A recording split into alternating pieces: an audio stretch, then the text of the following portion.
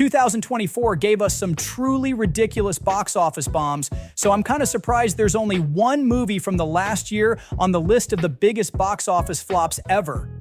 Then again, it's Joker 2, which everyone probably saw coming. Here's the top 10 biggest Hollywood flops, ranked by how much money they actually lost their studios, adjusted to 2024 inflation levels.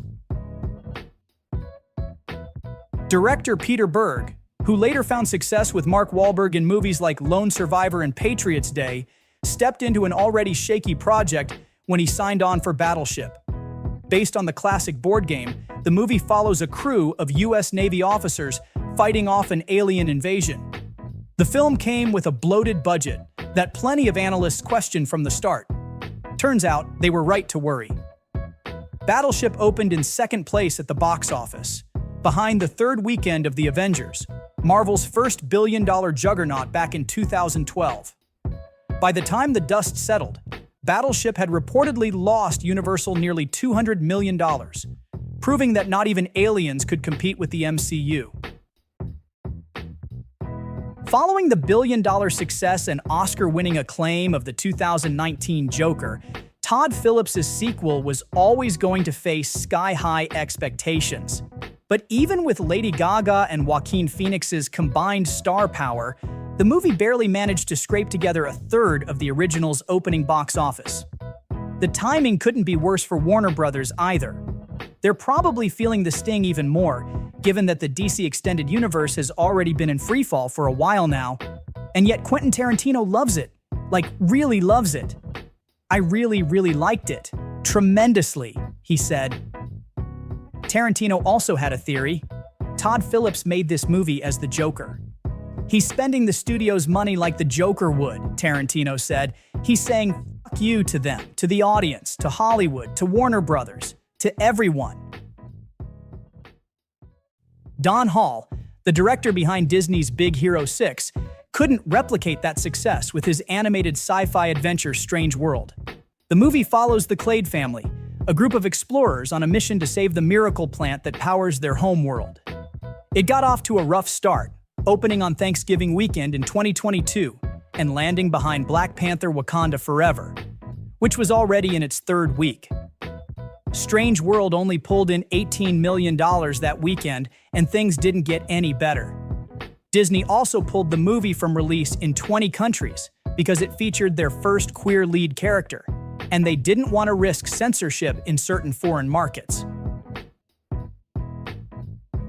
The summer of 2003 was all about swashbuckling pirates, but not everyone came out a winner. While Disney struck gold with Pirates of the Caribbean, DreamWorks tried its hand at the genre with Sinbad. Based on the classic Middle Eastern folktales, the movie follows Sinbad and his crew on a seafaring adventure. But things didn't go as planned. When Sinbad hit theaters in July, it opened at 6th place, buried under Terminator 3: Rise of the Machines and Finding Nemo. The failure hit DreamWorks hard. So hard that their CEO at the time, Jeffrey Katzenberg, later said it was one of the reasons the studio decided to ditch 2D animation and switch to CGI for good. Cutthroat Island was a disaster on just about every level. Directed by Rennie Harlin, fresh off hits like Die Hard 2 and Cliffhanger, the film starred Gina Davis and Matthew Modine as two pirates racing for treasure. But instead of swashbuckling success, it ran straight into troubled waters, with endless recasting, rewrites, and production issues. When it finally opened on Christmas weekend in 1995, it debuted at a catastrophic number 11, crushed by family-friendly hits like Toy Story and Jumanji. For years, it held the Guinness World Record as the biggest box office bomb ever, and is often blamed for Hollywood steering clear of pirate movies. At least until Pirates of the Caribbean came along to change everything. Mortal Engines was supposed to be a big deal. It's based on a Philip Reeve novel and was directed by Christian Rivers, who worked with Peter Jackson on The Lord of the Rings and The Hobbit as a visual effects supervisor. The movie is set in a post-apocalyptic world where cities are turned into giant moving machines that hunt each other down. It had potential, but things went downhill fast.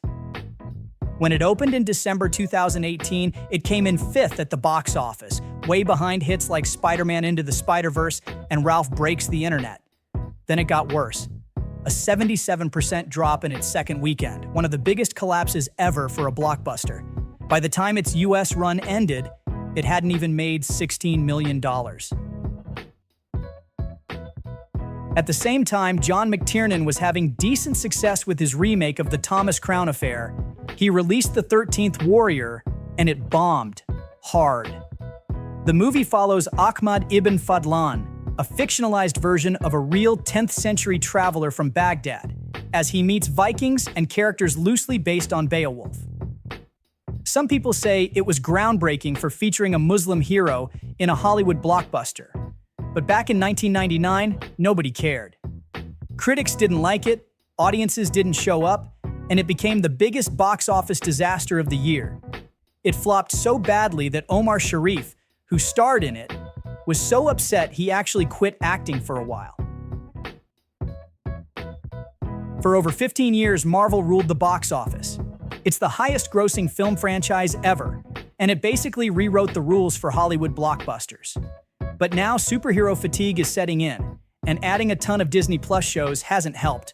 Most casual viewers have no idea what's going on anymore. The Marvels was supposed to be a hit. It's a sequel to Captain Marvel and ties into both WandaVision and Ms. Marvel.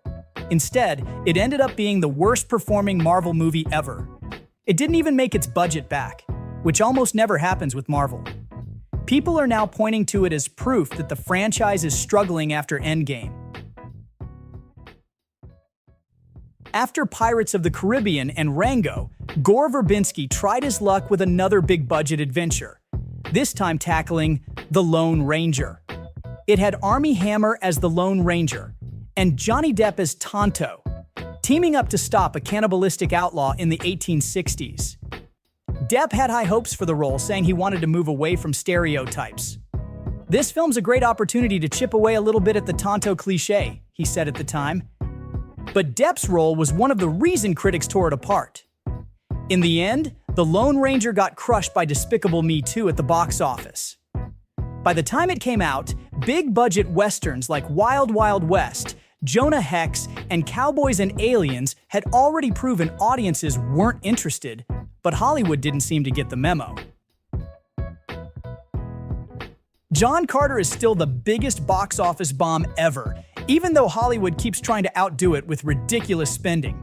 It's also Disney's worst disaster at the box office, at least for movies that actually got a theatrical release. Director Andrew Stanton, who made Finding Nemo and Wall-E for Pixar, didn't have the same luck with this one. The movie is based on Edgar Rice Burroughs' A Princess of Mars, and follows a Civil War captain who gets zapped to Mars and thrown into all kinds of political drama. Cool idea, sure, but the budget was so massive it didn't stand a chance. They needed at least $600 million just to break even. And well, let's just say it didn't even come close.